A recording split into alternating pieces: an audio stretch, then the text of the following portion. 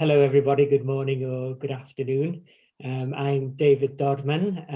I work at the International Institute for Environment and Development, IIED, which is a policy research institute where I'm the director of the Human Settlements Research Group, which is a team of people who look at urban environment and development issues around the global south. I'm also a teaching lecturer at UCL in the Development Planning Unit, where I run a module each year on adapting cities to climate change. And really, I guess those two positions inform the comments I'm going to make around why it's worth doing participatory action research in the context of climate change. Firstly, because my focus is very much on cities. My work is on urban risk and urban resilience. So that's where there's going to be that strong urban focus to what I say. Secondly, because the projects that I work on tend to be in Africa, Asia, the Caribbean.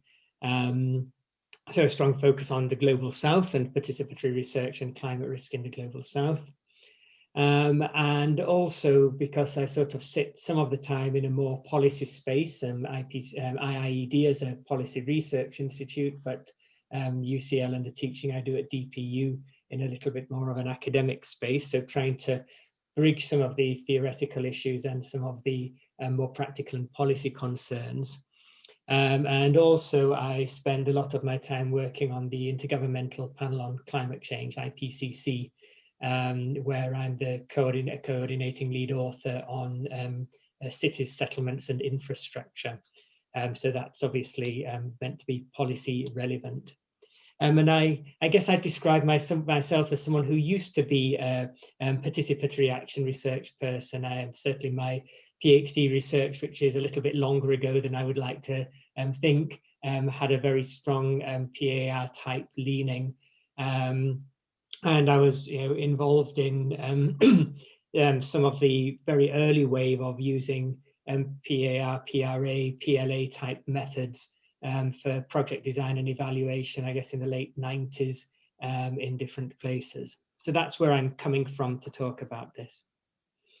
So what I thought I'd do is try and look at three different things. Firstly, why it's relevant to do participatory action research and in responding to climate change in urban areas, and then look a bit at some challenges and limits, and then maybe close off by looking at how participatory action research fits into the constellation of climate change adaptation science, termed fairly loosely, how PAR work can contribute to the type of knowledge that's relevant for both for communities and cities, but also for global policy actors in responding to climate change. So on the first of those, I thought there's a few reasons that came to my mind on why I felt participatory action research can be useful in this area. And firstly, because I feel that participatory action research can help us to understand the nature of the climate challenge in urban areas, so understanding the nature of the challenge. The general framing that most people, I guess, use in looking at climate impacts is one that frames climate risk as being an outcome of hazard, exposure, and vulnerability. And of course, hazards are widely distributed, and of course, climate science, physical science has a great role to play in understanding the current and future distribution and intensity of hazards. But the ways in which vulnerability, the sort of predisposition of susceptibility to harm when you're exposed to climate hazards, the way that vulnerability is distributed and concentrated can be much more localized, and is also very dependent on a range of individual or contextually specific factors. And I would say that participatory action research is extremely well positioned to help untangle particularly the vulnerability component of climate risk. Related to this, I think that poverty and informality are very significant in driving vulnerability. And of course, there's a very long tradition in PAR of engaging with poverty and informality, of using the different people's understandings and people's experiences and privileging voices that have often been marginalized. And one of the things that's difficult, I think, for policymakers in the climate policy space is in having sufficient evidence to support interventions around climate responses for particularly in the informal neighborhoods, informal settlements, and the informal economy. And so the ability of PAR to engage with people who are often marginalized, I think, is significant here. So an example of that is from some research which I haven't done myself. And it's come out recently from Loughborough University, from Rob Wilby and his team there. I actually share the link. There's a blog on the conversation that he's written just last week, which is really good here, about the about heat, extreme heat and livelihoods in low-income urban areas. And what's significant here is that the team of climate scientists have used good ways of gathering data on heat and on trends in temperature, and that have shown very clearly that, for example, the temperatures inside low-income residences that are poorly insulated, or informal workplaces like blacksmith shops or sewing workshops, are very much higher than the temperatures that are officially recorded at meteorological stations.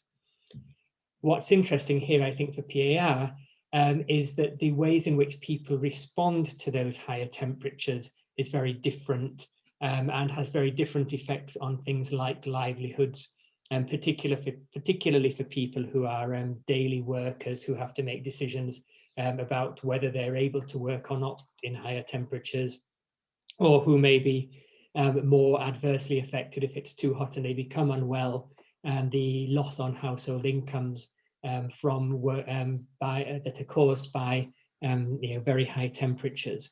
So untangling some of these individual, contextually specific decision-based processes, as well or alongside these more physical science dimensions. So I think those are some reasons why I think it can help us understand the nature of the climate challenge. But I also think there's potential value in helping to identify the nature of the response. And again, I'm talking in a from particularly urban experience. So of course, there are a range of frameworks for thinking about how cities and communities can become more resilient in the face of climate change. But the one that I tend to use most often comes out of work that we did in something called the Asian Cities Climate Change Resilience Network, ACERN, and that finished up 3 or 4 years ago. But the framing that we used there was around agents, systems, and institutions. So the systems are the physical infrastructure, which obviously needs to be able to cope with climate shocks and stresses. The institutions is the overall governance framework and the relationships by which knowledge is shared and information is shared between different actors. But the agents as being critical here is what individuals and communities do and are equipped to do, how they can act differently in the response of new information, how they can make wise decisions in the face of uncertainty. And so, again, of course, the fairly bold assessment of the resilience of infrastructure is largely in the remit of civil engineering. But an understanding of resilience which takes into account both infrastructure and governance and very human responses will need to be informed by types of evidence generation that can get to grips with those. And so I think that there's one key element there. And then secondly, I think there's a reasonably good acceptance that building resilience to climate change needs to be an iterative process, and that particularly with future uncertainty, we can't sort of define the state that we've been resilient to. And we've got to be able to constantly be flexible and responsive. And I think that the very approach of PAR that engages at different points, that in the same time as generating evidence, is also about generating interest and generating engagement and generating capacity. So participatory action research has this value here of being able to engage at the different points, to respond to new information, to involve people and strengthening their capacity, at the same time as understanding what particular actions and responses are doing at the present and might do in the future. So two values in the response, one around the ability to meaningfully cope with agency, and the second being meaningfully able to address this iterative process of resilience. So some thoughts on challenges and limitations. I guess the first is in the apparently distant nature of the challenges of climate change. Although I guess I would say that perhaps that's a bigger challenge when dealing with governance and political processes than in understanding community engagement with climate change, particularly in areas that are already quite disaster prone, or that experience a range of shocks and stresses already, that where people do experience frequent disasters, perhaps they are more equipped and more interested in engaging in these longer term processes than people in government, where there's always the at least a perceived focus on the electoral cycle.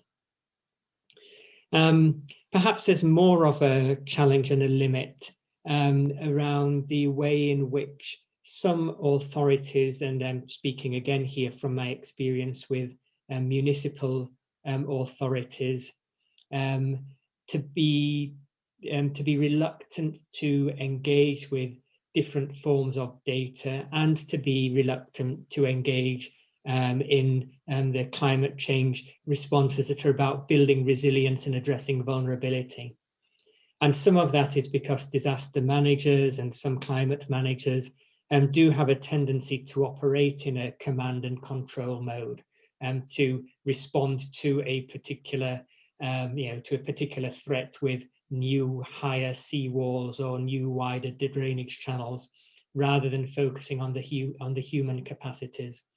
And I mean, it's been something I've been interested to observe in some places where I've seen it, where sometimes there actually seems to be an oscillation that a disaster management department for several years will be perhaps led or largely staffed by former army personnel, and then it might be staffed or led by former town planners, and you see a switching from one direction to the other over time.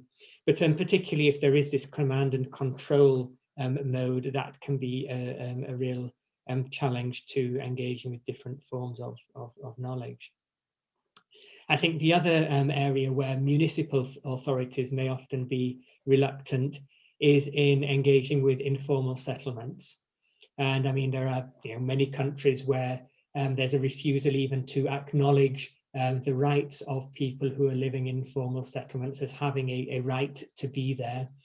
There are many governments whose official position is not to expand the provision of services to informal settlements, based on the argument that this will simply encourage those informal settlements to expand further, which actually isn't borne out by any real evidence. But if municipality or national governments aren't willing even to recognise the rights of residents of informal settlements, or to consider upgrading, then that's a real challenge to working with marginalised groups to build their resilience. There's opportunities there as well, and I think that one of the opportunities that taking PAR approaches into climate resilience, climate change responses and resilience planning, is the opportunity to engage marginalised groups more meaningfully than has often been the case. Again, much climate planning has been done in a way which is gender blind, or in ways which is don't deliberately, even if there is an ostensive commitment to having communication or information sharing with urban residents, is not much, is certainly a long way short of a co-production approach that has the meaningful engagement of people who have often been marginalized. So I think there's a really interesting opportunity that may be the case here. And some of these things can be overcome, I mean, by building alliances. And you know, from some bits of what I've seen around this project, it seems to be one of the priorities. I mean, I've always been struck by a situation I observed in Gorakhpur in Uttar Pradesh in India, where they were able to form a really interesting alliance between the city's Chamber of Commerce and the low-income groups who were living in informal settlements adjacent to a large lake near the city. And that was because the lake formed the point of alignment, because the Chamber of Commerce had all the hotel owners and hotel managers as part of it. They had an interest in particular in the state of this lake, but so did the people who were living in the informal settlements on its banks. And so it's a particular example where perhaps an unlikely alliance was formed, which meant there was some common ground that could be used. And it was actually very carefully mediated and supported by a local NGO in this case, that was able to gain trust of these very wide range of actors. So if there are ways in which citizen science and participatory research can also help to generate and can help to overcome distrust, that seems very useful. Finally, just a quick comment from my experiences on the Intergovernmental Panel on Climate Change, and that's to think about the expectation that global policy on climate change, as shaped by the UN Framework Convention, is meant to be informed by the science which is assessed and synthesized by the IPCC. And there's been a really interesting evolution in a couple of areas around the types of knowledge that has been valued by the IPCC and is then used as a basis to support decision-making in the Framework Convention. So when the IPCC was first formed in the 90s, there was a very narrow view of meteorological and physical science as being the science to inform climate responses. But I guess through the 2000s and the 2010s, social science has been much more widely accepted. And indeed, there's a huge amount of social science research, particularly in Working Group 2 on impacts, vulnerability and adaptation. We're in the process of preparing the 6th assessment report, which will start coming out at the end of this year and early next year. And there's actually a really strong focus on what's been termed indigenous knowledge within the report. So a recognition that different forms of knowledge are valid and valuable in informing climate policy. So I think that's an interesting opportunity to think about how research that's driven through participatory action research processes can inform policy. Similarly, there's been a very significant evolution in what's defined as infrastructure.